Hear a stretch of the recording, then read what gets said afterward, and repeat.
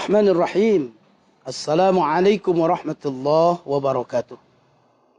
Alhamdulillahi rabbil alamin. Wabihi nasta'inu ala umurid dunya waddin. Wa ala alihi wa ashabihi ajma'in. La hawla wa la quwata illa billahil aliyyil azim.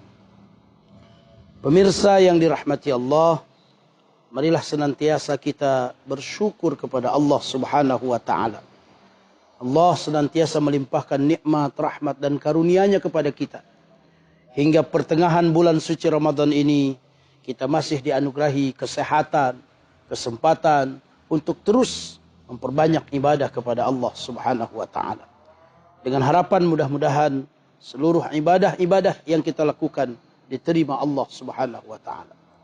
Kita juga tidak henti-hentinya untuk selalu bersolawat kepada Rasulullah Muhammad sallallahu alaihi wasallam. Seraya kita berusaha mengamalkan sunnah-sunnah yang ditinggalkan oleh beliau. Mudah-mudahan dengan bersolawat dan selalu mengamalkan sunnah-sunnahnya, kelak di akhirat kita akan mendapat syafaat daripadanya. Pemirsa yang dirahmati Allah subhanahu wa ta'ala. Bulan Ramadan sering juga disebut dengan Syahrul Quran. Bulan Al-Quran. Kenapa dinamakan bulan Al-Quran? Karena memang yang pertama sekali ayat Al-Quran diturunkan di bulan suci Ramadan. Ini diabadikan oleh Allah subhanahu wa ta'ala dalam firman-Nya. Quran surah Al-Baqarah ayat 185. A'udzu billahi minasyaitonir rajim. Syahrul Ramadan alladzi unzila fihi al-Quran hudan lin-nas wa bayyinatin minal huda wal furqan. Bulan Ramadan adalah bulan yang di bulan itu diturunkan Al-Quranul Karim agar menjadi petunjuk bagi manusia dan menjadi penjelasan-penjelasan terhadap sesuatu yang hak dengan yang batil. Penjelasan-penjelasan untuk menerangkan mana yang dibolehkan, mana yang dilarang oleh Allah dan Rasulnya. Pemirsa yang dirahmati Allah subhanahu wa ta'ala. Oleh karena itu di bulan suci Ramadan salah satu amalan yang sangat dianjurkan adalah memperbanyak tadarus Al-Quran, tilawah Al-Quran. Maka ramailah kita dengar hampir di masjid-masjid, menasah di mana saja ada tadarus Al-Quran. Membaca Al-Quran, belajar Al-Quran.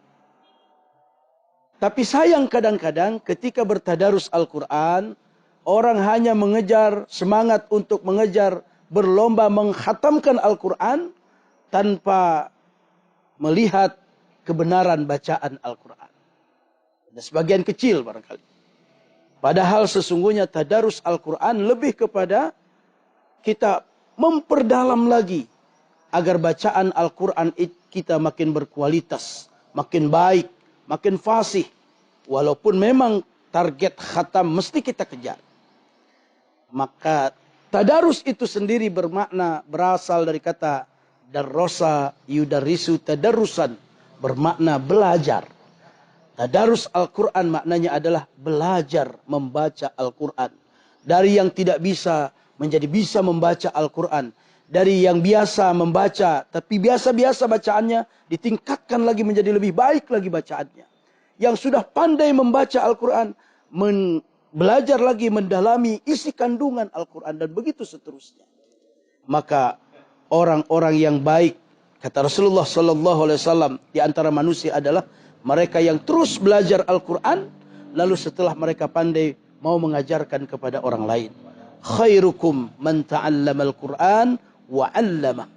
Sebaik-baik kamu, kata Rasulullah, adalah mereka yang mau belajar Al-Quran lalu setelah pandai mengajarkan pula kepada orang lain.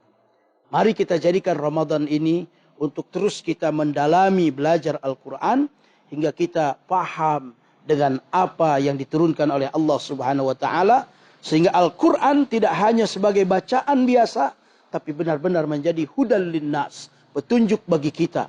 Ketika kita memahami Al-Quran, insya Allah Al-Quran bisa menjadi petunjuk bagi kita dalam mengarungi kehidupan kita yang singkat di dunia ini dan untuk menatap kehidupan yang kekal abadi di akhirat kelak.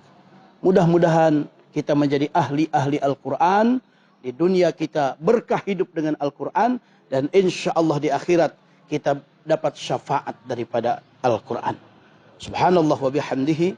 Subhanakallahumma wa bihamdika. Asyhadu an la ilaha illa anta astaghfiruka wa atubu ilaik. Wassalamualaikum warahmatullahi wabarakatuh. Waalaikumsalam.